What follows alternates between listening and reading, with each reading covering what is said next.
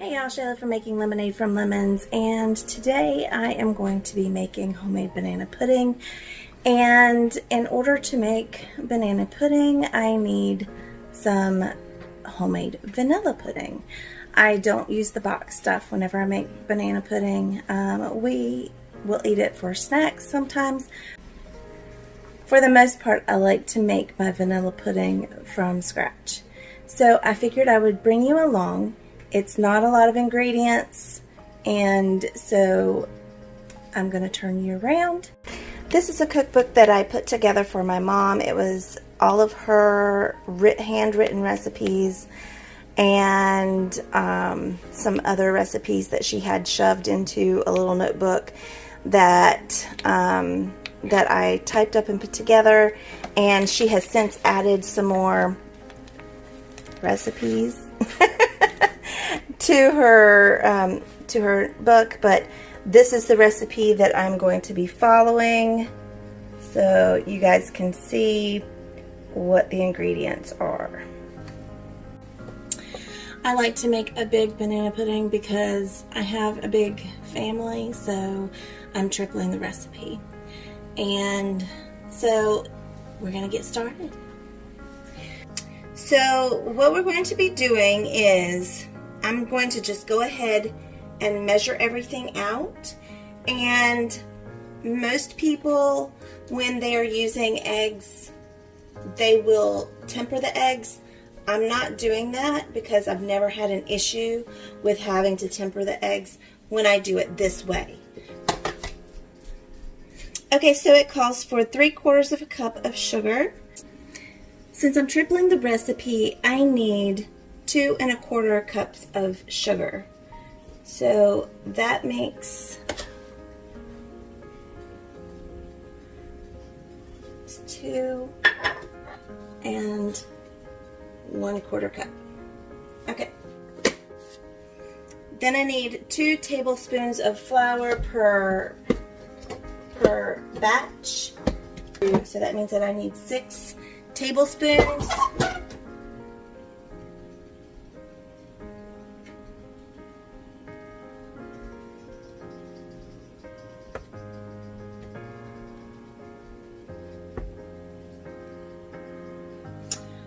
Okay, so I'm just going to stir this together.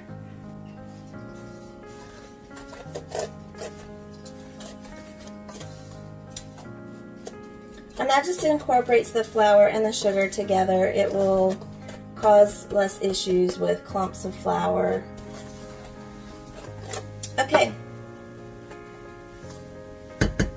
So then I need 1/4 teaspoon of salt, which means I need 3/4 teaspoon. So there's a half.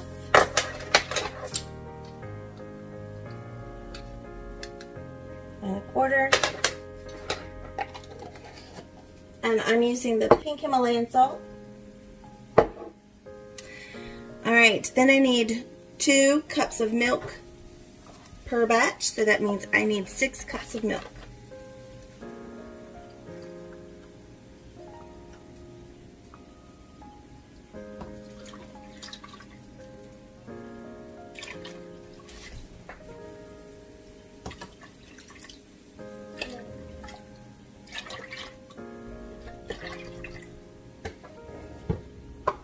Okay, then I'm going to go ahead and stir this in. So hit me up, you know it's all I'm waiting for. Oh, would you hit me up? I've been waiting my... Okay, now, next thing I need to do is I'm going to need to separate my eggs. So what I'm going to do is I'm going to put my yolks in here and my whites in here. And this is how I separate my eggs because I can't find my egg separator. So I just use the shell.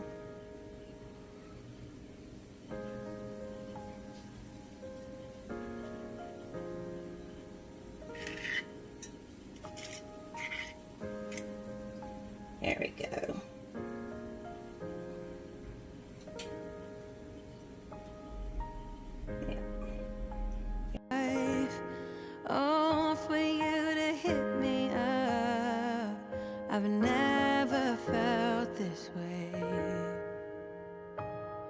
wanna turn back time, save me some heartbreak. Oh, would you stay for me if I let you in? So secretly, yeah, my melody, yeah, my melody. Would you stay with me if I let you in? I just like the way you are, yeah. All the ways you blow my mind, yeah.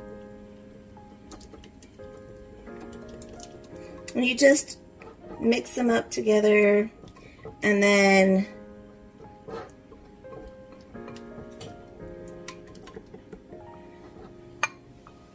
go ahead and pour it in. Just like the way you are, yeah. All the ways you blow my mind, yeah.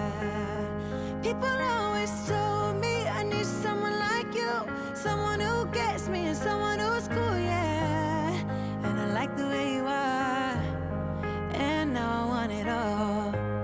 What I do, because I don't like to waste any of the egg yolk, I take some of this and I put it back in here, and then I stir it up and then pour it back in.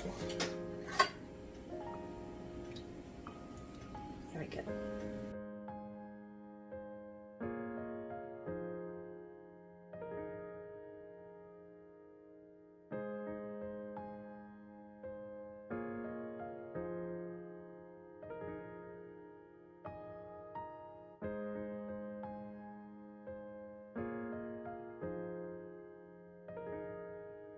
Much cleaner. Okay, so the last ingredient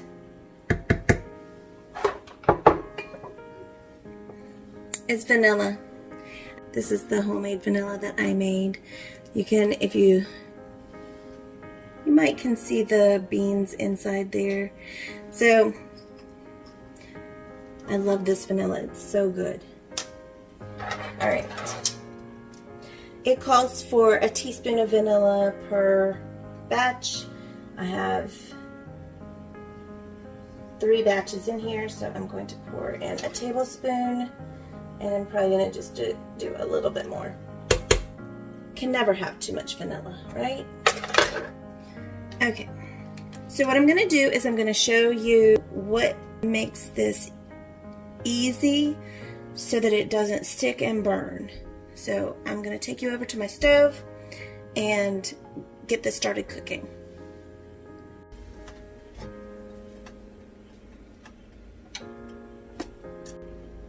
Since I don't have a double boiler, I just put one smaller pot down inside of another pot, a little bit bigger pot that has water in it.